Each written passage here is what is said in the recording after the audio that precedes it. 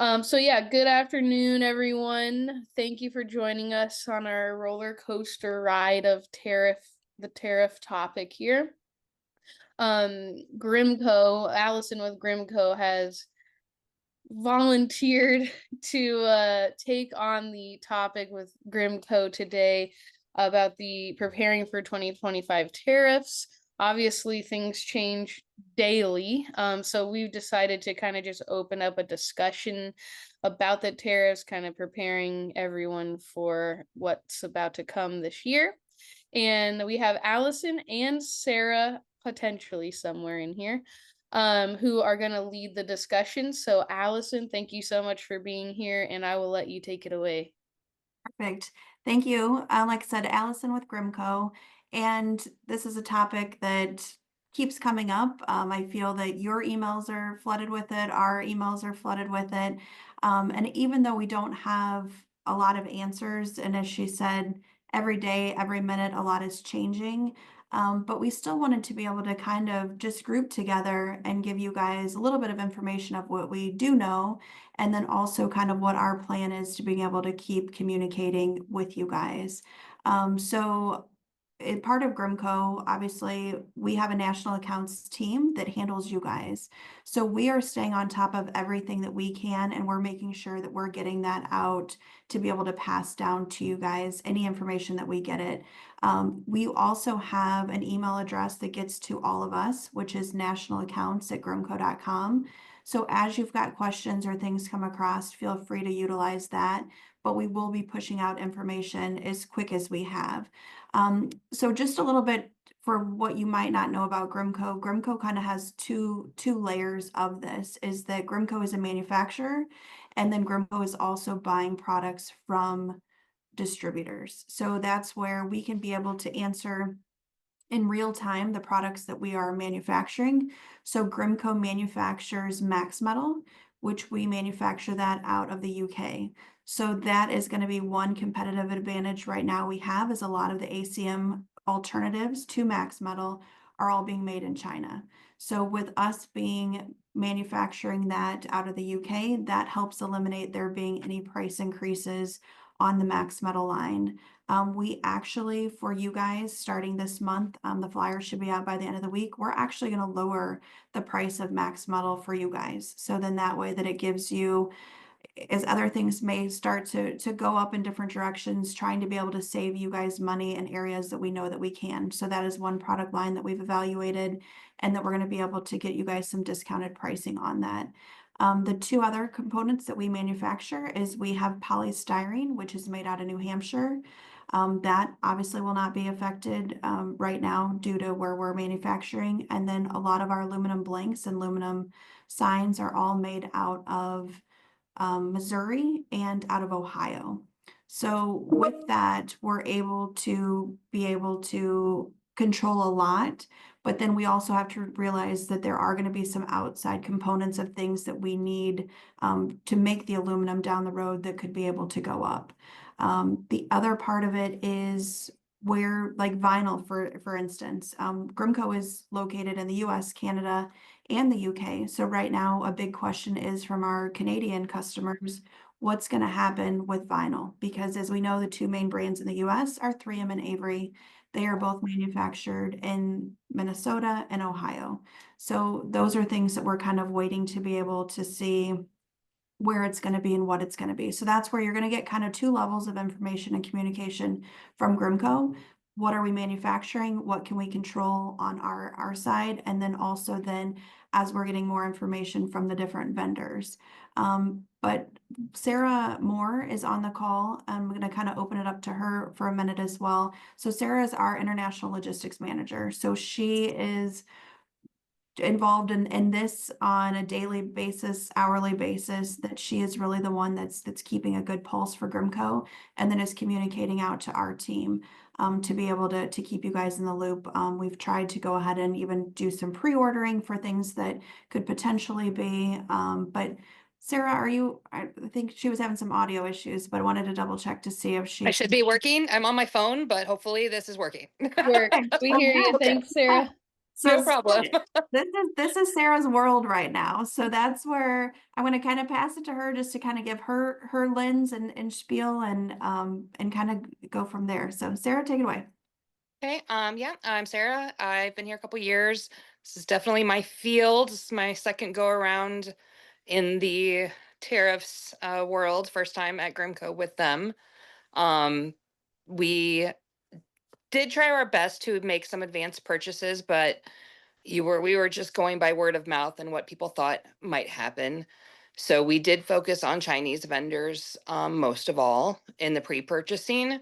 That also timed up with Lunar New Year too. So we had some of those goods on the water anyway because of the holiday, and then the time frame of the 10% worked out to where we'll get some stock in before we have to start making any changes to adjust for the 10%. Right now, we did move some items around. We have stuff in Korea, we have stuff in Vietnam, we have stuff in Thailand. Um, like Duratex acrylic right now, not affected, does not come out of China. Certain items, just window perforations, things that we've moved around to get out of China. But things like grand format and a lot of the banner is still there. That's just due to vendor supply, quality issues, and we will do our best to make adjustments as needed. Obviously, the announcements of tariffs on aluminum is going to affect Max Metal, ACM. So I don't know if anyone here on the call uses Max Metal, but that will be the thing that will probably be actually affected the most because it's been announced that it's 25%. So there's been no federal register posted, which is the thing that gives you the details of the plan and tells you exactly how it's going to be enacted. Right now, we are just assuming it is 25% across the board, so all thicknesses would be affected. Um, and there's a date out there of March 4th. We don't have the details on that yet. We don't know if this thing's on the water, things received by, we did bring in a lot of Max Metal also in preparation for the potential strike that was going to happen. So there's just two scenarios that helped us get a lot of inventory in ahead of time without knowing when the tariffs were going to be announced. So as soon as we have more information on Max Metal, of course, we will be disseminating that to our sales teams and everyone to get that information out to our customers. We do participate in an exclusion process. We do have some. We're waiting to find out whether those exclusions will still be honored um, to the point where they expire. So we're really, really, really in flux right now on the Max Metal. So happy to answer any questions anyone has because I kind of missed the first part of the call. So that's just my overview, and then I will answer what I can. No, I think that's great. And even like I said, the stuff changing with Max Funnel, right? Because it's like as of a couple days ago, we thought Max Funnel was safe. So that's just a perfect example of showing this is such a fluid process. And that's where, like I said, with Sarah being able to get the information and then get it out to us to get to you guys.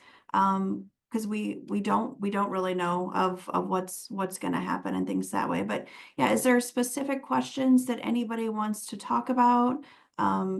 Like I said, I know that a lot of it is that there's not a real answer, but I think that, like I said, just getting on to kind of show you that Grimco really is staying on top of it, like how she said, switching where we were buying certain things, trying to stay proactive in the way that we're doing it, and then being able to communicate anything that we can for you guys. But I don't know if you can see in the chat or if people are able to unmute if there's anybody that wants to talk about a certain product. I popped the chat up. It'll be tiny, but I can see it.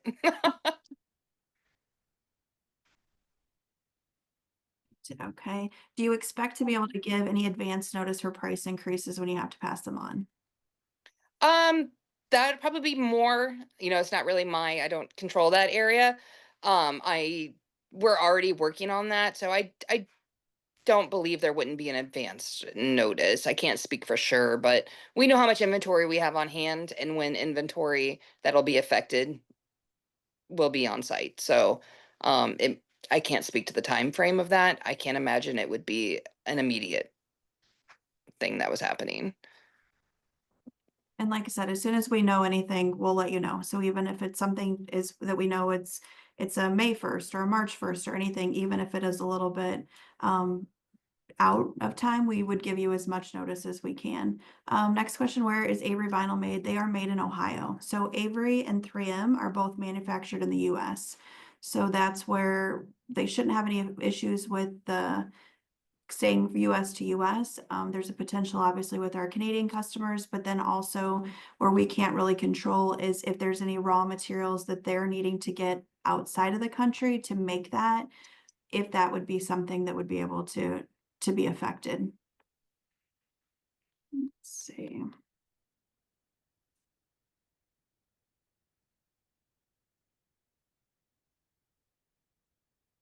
Any other questions?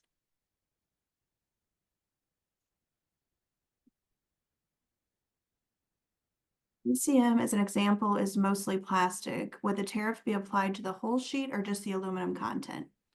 That's interesting. Unfortunately, it would be the whole thing. The HTS code that is applied to ACM by binding ruling is the same HTS code as the aluminum. So either it's the aluminum foil or the thicker aluminum sheet.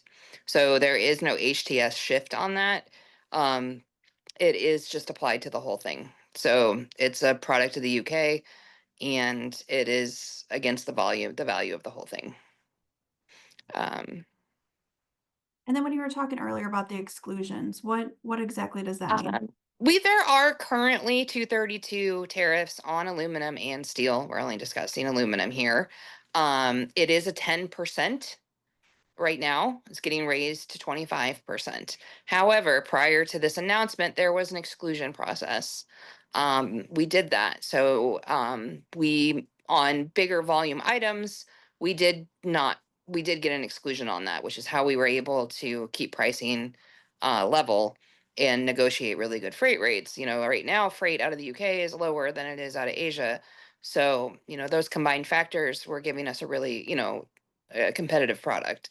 We'll just have to go back and see what happens with this cost. Of course, the statement was that it's blanket. We still have not seen a product list or an HTS list. We don't have 100% proof of that. Um, we're going to take the word on it that it is everything. Of course, we work with trade attorneys also. So I woke up this morning to the email from the trade attorney I work with 232 on. As soon as he finds out more information, he might find more out before the publication date, hoping so we can come up with a plan and give more information. But unfortunately, it is on the whole volume, the whole value. And then is that 25% on top of the 10%? No, I believe it's just 20. It's just the 10 goes to 25, but we weren't paying the 10 either on most of the product. So it is going to be an adjustment. I do see the acrylics. If it's the Duratex acrylic right now, no, because the country is not affected by any additional tariffs. Yeah, and Orcal is actually made out of Europe. So that one we shouldn't see as much, is it from the US to Canada side, like we will see with 3M and Avery. But same thing, where anything could happen with that. HP and Epson inks, as of right now, we have not seen a price increase, but they are kind of staying nimble of where, and being honest that they will probably have some sort of an increase, but they don't know when and why. And where, so they should be able to give a little bit more of an advance notice because they've got quite a few people working their legal side to make sure of what they've got coming in from where and trying to make some adjustments. ACM to Canada ships direct to Canada. So it won't be affected. We don't ship it from the US to Canada. It goes direct.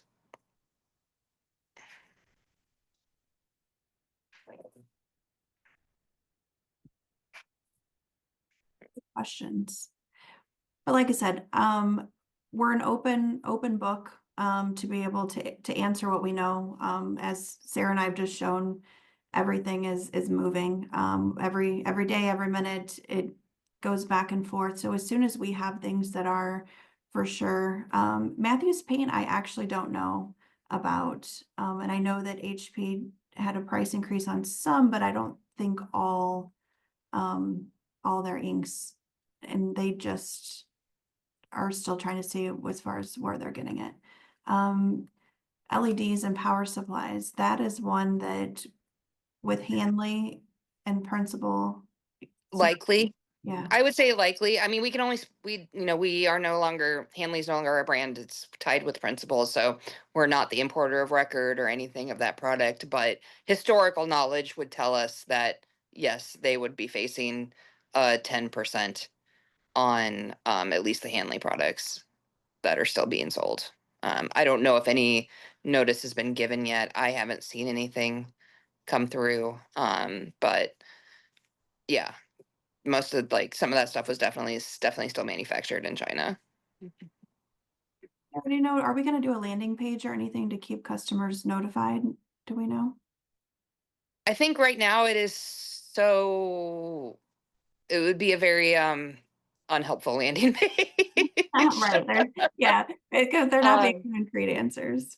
right, especially with giving the grace period on the 10%. I think probably in the next few weeks our vendors will have their cost to us and we'll be able to make a determination, definitely on the Chinese products, because we have a date, we know when that's going to happen. And everything else, that'll be a day by day. But I'm sure in the next few weeks, our vendors that import and sell to us will have their information to us, and then we could likely have that, find a better way to disseminate that information. But like I said, from us to you guys, at least at the beginning of every month, we send out kind of a newsletter that shows what price increases are happening or anything, any information that we can.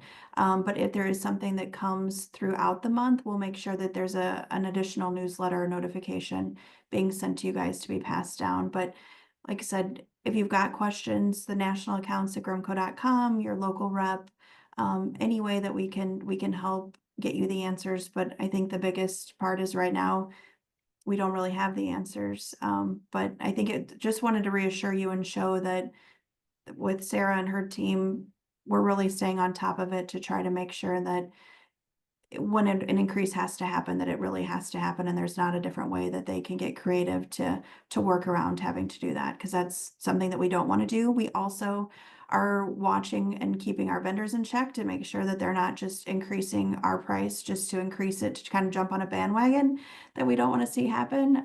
So we are trying to make sure to work with them to make sure that what they are having to actually do the price increase to us is something that is needed, and that they're not just trying to jump on an extra increase just because it's an easy time to do it. So we are having daily discussions with them as well, and trying to get creative and doing any way that we can to get the inventory here. And to Any other add to questions? Allison's comment, the Grimco monthly price increase or notifications did go out last Tuesday in the Did You Know email. And if you are not getting those emails, let me know in the chat, or like message me or something, or shoot me an email, and I'll make sure that you are getting those emails. Yeah, like I said, and that's where we'll keep doing the regular communication on it. But like I said, we'll be very transparent. Anything that we know and we can, or even that we hear from vendors too, we'll be happy to keep passing on, even if it is a little bit down the road. But yeah, Sarah, we appreciate you got No a problem. hard, busy job right now. It's yeah, that's what I do. So we're But glad. the only thing I'll say, the upside is maybe there's always got to be a silver lining, and maybe there'll be a drop in ocean freight for a while, and maybe we'll get some lower freight. So that is always a benefit to everyone too. So maybe there'll be a small offsetting if we keep our fingers crossed and hope for that. Like I said, we know But you're busy, so we appreciate you being able to jump on with all of us all today. right. Well, thank you guys. Sorry for my delay. No, you're fine. And like I said, any other questions before Sarah's gonna jump off and save the world? No. Perfect. All right. Well, thanks All again. Like right. I said, national accounts at grimco.com. If you've got any other questions, we're happy to help you. And like I said, we'll trudge through this together.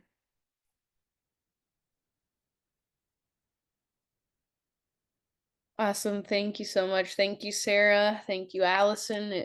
I think this was very helpful information, at least to, keep us grounded for now. And And like Allison said, the email address that's also included in the monthly Grimco updates that Brian sends me and Allison. So we try to keep you updated on our end as much as possible as well.